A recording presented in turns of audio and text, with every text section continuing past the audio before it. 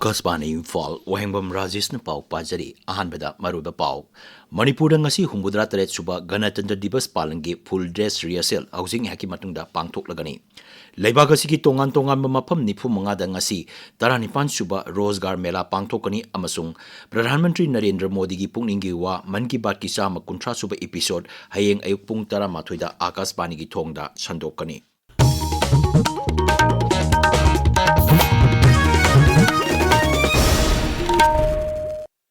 Humudra taret suba Ganatantra Divas palangi full dress rehearsal Manipur housing haki matungda pangthok lagani kumsi sahigi Ganatantra Divas ki parade commander na nipan suba Manipur Rifles ki commandant N Madhuni maina oigani parade asi ahanba Manipur Rifles ki parade ground dagi hauraga aitihasik orba kangla phauduna chalaba matung ahanba Manipur Rifles ki parade ground da loisingani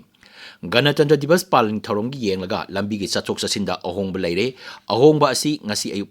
pung taruk makai digi hauraga thauram loidri phawa chanagani traffic control police wing Manipur gi SP na thopa cherola manhai parade chatkadaba maroiba mafam sing phauduna chatkadaba gari sing atai mafam sing da thaiduna chathangani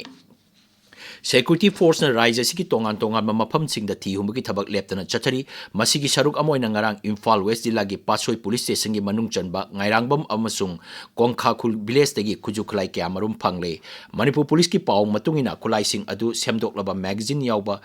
303 rifle ama local made single barrel rifle ama magazine manga ga loinana pistol manga air pistol ama grenade ama 303 rifle gi maru kun handset ama bulletproof jacket ama phangki Numin asimakta nap amasung forest bibagna Churachandpur Jilla gi Singnat police station gi manung chamba Jokonwam Chingsang parengi lam ekatara mangarom da tharamba ain kana tharamba popi pambi sing yantatuna manghan ki Senapati Jilla gi Phaibung police station gi Shirong Chingsang gi lam ekatara rom da tharamba popi pambi sing security force forest bibag amadi executive magistrate yauna yantatuna manghan ki mafam aduda saramba khangpok sang ahumsu mai thaduna manghan ki hari Assam Rifles amasung Manipur Police na pokhai be yaba masak mathung kaya marum phagal ehari Ferjol Jilla gi Jiribam Tipaimuk lambi paringda mobile vehicle check post thamduna achat oksing check tobada pokhai be yaba masak sing adu phangkhibani Assam Rifles ki paun hai lambi paring adula lakpa bolero gari ama khambada maduda tongnopa myoi sing gari adu hundoktuna siena bahonaki pokhai be yaba masak mathum sing adu gari aduda haptuna purakpani hari paugi marak thana break ama Little Clinic Nagaram Imphal na Miam da Matamga Chunaraba Ana Laingi Kudong Chaba Pijari 24/7 emergency amasung trauma care advanced neurosurgery ki mateng na brain amadi spine surgery head injury amasung trauma care slip disc amasung spine disorder brain tumor amadi stroke management ki kudong chaba phangbigani Specialized surgery da hepatopancreatobiliary amasung GI onco surgery, laparoendoscopic GI onco surgery, complex GI procedure, advanced GI laparoscopy amasung endoscopy, gallbladder surgery, obstetrics and gynecology, advanced orthopedic surgery, knee and hip replacement gi kudong sabasu phangbigani. Equipment suna leraba ICU, endoscopy and bronchoscopy, operating microscope, QSA amasung C-arm imaging gi kudong sabasu Little Clinic na Miam da Pijari. Hena kupama Marol Gidamak, mobile number 7627959210 da khangba yagani. Tabiriba pausi Akasbani Imphal degini. Levagasigi tongan mapam nifu mangada ngasi taranipan suba Rozgar Mela pangthokani video conferencing gi kuthangda Pradhan Mantri Narendra Modi na sarkar gi tongan ba bibag singda nauna thabak khallaba naha singda thabak changbagi appointment letter lising humpu mathoi hena kusinagani thauram aduda Pradhan Mantri na wangangani nauna khallaba candidate sing adu Griha Mantraloy Haksel amasung Yaipa Yumbal Mantraloy Financial Service Bibhag amasung Higher Education Bibhag na singba tongan ba Mantraloy amadi bibag singda thabak taunaba khallaba candidate singni Rozgar Mela si sarkar gi maruiba thaurang amani masina naha singda thabak pinaba pandam thamli Rozgar Mela asi hek hokibadagi houjik phawbada masigi kuthangda thabak changbagi letter lakh 18 hena kusinakre hari Pradhan Mantri Narendra Modi ki pungningi wa Man ki Baat ki sama kuntra suba episode hayeng nomaijing numiki ayuk pung 18 da Akasbani gi thong da sandokani thauramasi AIR News DD News PMO amasung Information amadi Broadcasting Mantraloy gi YouTube channel sing da su live streaming tawduna sandokani thauramasi LRS Churachandpur da su sandokani masigi Manipuri wan tok Pradhan Mantri da wangang ba hek loibaga Akasbani Imphal na sandokani Masi hayeng numidang pung nipan dasu amuk anna sandokani dialect loan singdana ningtaukaban numita sandokani.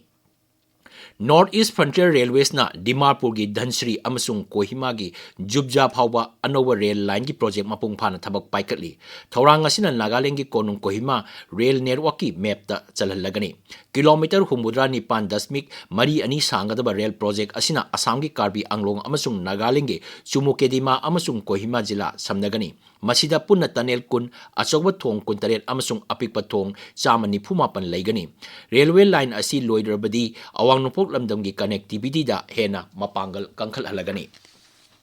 Donor Mantri Jyotir Aditya Sindhyana Tripura da lupa koti sani humudra changna paikakadaba chakot thorangi project manga sangakre amadi lupa koti marphudra manga changna paikakadaba project ahumgi jatrasu hunki. Project asina lambi thong phagat anbada natana miyam da mai phanganduna khungangi manung hunjinna leiba tribal singi puchi mahing phaganaba pandamda paikakadabani. Siri Sindhyan hai project sing asi Tripura bu lambi thong amadi maromdom lepchaba ngamba raijama oinaba pandamda paikalakpa thorangni. Ngasi phongba pauksi singi marwe pauksing gidama hauzik Waikhom Chitradhani leire Chitradhani. Thagachari Rajesh. Manipur Sarkar na laikhidraba mayang nambam Risikan dagi imung manung da lupa laktara gi kheti poron piragani NIA na thijinba haukre Risikan da hat khibagi video blog taunaba High Court na khangalakre haiba pau Netaji Subhash Chandra Bose ki chamakun mapal suba mapo kumon pangthokhiba amadi thoromdu da Rajapal na phongthokhiba wafam sing na ngasi phongba pauchi singi maroiba pausing ore. Risikan ta mihat Laingak amadi security agency singna mathau pangthok tabadagi militant singna tawningbada tawbagi khudamni XADG haibasina naharol gi thawdangi ahanba headline tawri Risikan ta hat mihat ki phongphong saringai mitai amasu kuki na fana ba hotnaramle haiba pau asina sana laiba ki ahanba headline tawri Risikan ta hat kibagi video blog tawna ba khangan kre chap chab royal phangdriba fawba hakchang laukiroi haiba pauna Sangai Express English edition gi ahanba amasung ani shuba headline tawri Risikan da hat kibagi video blog tawna ba khangan kre NIA na tigatpa hokre habasina Sangai Express Manipuri da banner headline tawri Churachandpur police na lokhatpa case NIA da sinakre NIA gi team na Churachandpur da chatuna thijinba hokre habasina huyelan paugi ahanba headline tawri Poknapam People's Chronicle Manipur Mail amasung Ganfu Mail dana Rajya Sarkar na lupa laktara khetipuron oina piragani habasina ahanba headline tawri Pawasi Tamenglong Times na ani shuba headline tawri Kunipal Suba Liangmai Sports Meet Nagaland gi Samjioram da loisin kre habasina Tamenglong Times ki ahanba headline tawri Deputy Labor Commissioner gi makhada leiba official kharana kari karino aranba khara tawrabra habasina huyelan paugi ani suba headline tawri India laingak na kuki khulai paiba thadoktuna mitai muthatna ba hotnai habasi chumdauri bra habasina naharol gi thawdangi ani suba headline tawri Paumi singi ana layanga mari lainana amjuga Asian Hospital ga yana cherol khuye pinakre habasina huyelan paugi ani shuba headline tawri Sexual violence ki victim sing da matik chaba wayal fanghan binaba kuki jo nupi singna khongjang jangsin kre habasina Ganfu Mail gi ani shuba headline tawri Netaji Subhash Chandra Bose ki chamakun mapal suba mapokumon pangthokhiba amadi thoramdu da Rajapal Ajay Kumar Valana phongdokhiba wafam sing Manipur Mail sana laibakta ani shuba headline tawri pawasi atai pauji sing da su ningthina phongba thengnare Hills Hornbill Express ta Sirong Hill Range ta tharamba lam ekar taragi popi phil manghan kre haina ani shuba headline tawri Ukhrul district ta ahanba oina eviction drive sa thakre DC na miyam da appeal torokli haiba pawasi naharol gi thawdang da phongba thengnare handak chahi dagi private school sing da admission tawbada drug free affidavit yawhan nabagi campaign hawragani haiba pawama poknafam gi ahanba lamai da phongle mitai gi sanskriti na Manipur bu amatta oina pulsin hangadabani haiba pawama People's Chronicle poknafam da phongba thengnare Rajesh Thagachari Chitradhani aroibada maroiba paw Manipur da ngasi humudra taret suba Ganatantra Divas palangi full dress rehearsal housing yaki matungda pangthok lagani Leibag asigi tongan mamapam nifu mga da ngasi taranipan suba Rozgar Mela pangthokani amasung Pradhan Mantri Narendra Modi gi pungning gi wa Man ki Baat ki sama kuntra suba episode hayeng ay pugtara mathoida Akashbani gi thongda sandokani paw loijare